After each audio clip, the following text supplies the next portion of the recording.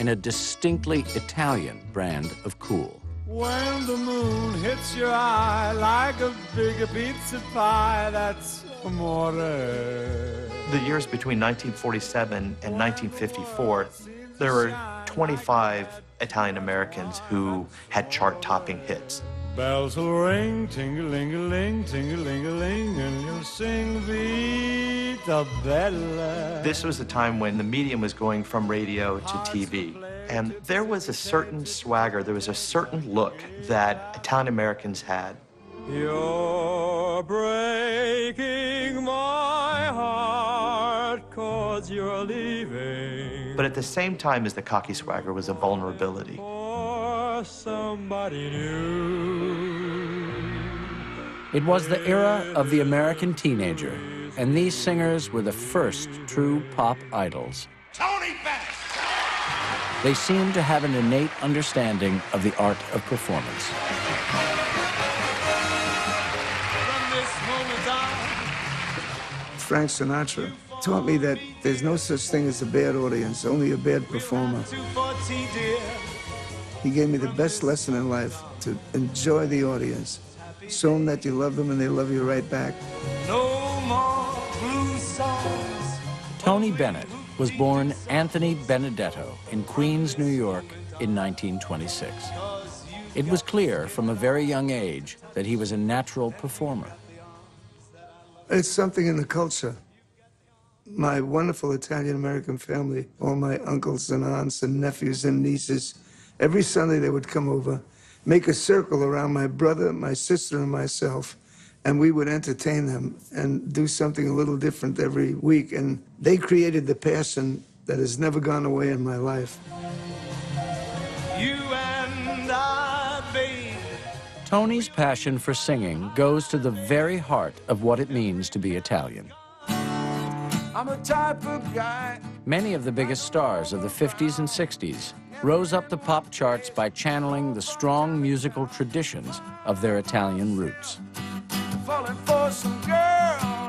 How did that call mine? I drive around. Dion DiMucci hit it big as a teenager with his doo-wop group Dion and the Belmonts. I was like third generation. I was totally American, but Italian, it's in your bones. The poetry and the art and the history and the music.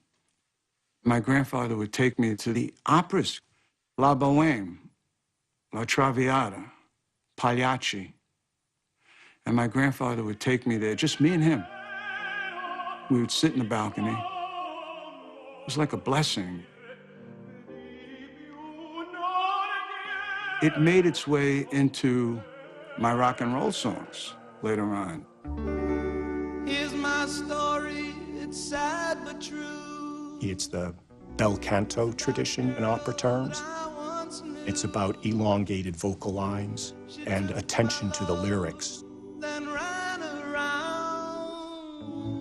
That's the Italian part of it, and that was really new in pop music.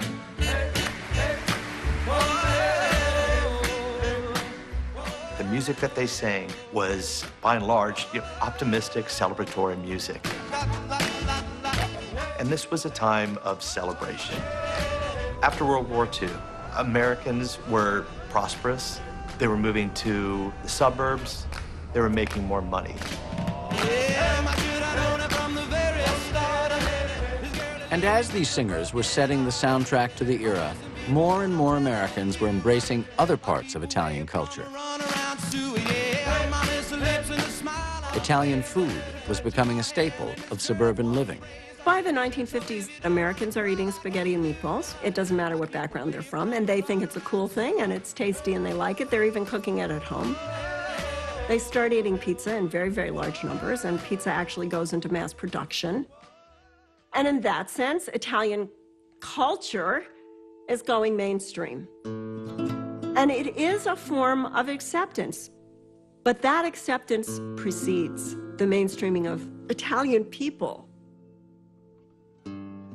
They are still decidedly working class and blue collar. The status of Italians was still rather low on the American social scale. They are a group that's kind of stuck in these urban enclaves for class reasons, but also for cultural reasons, for loyalty to the group, loyalty to family.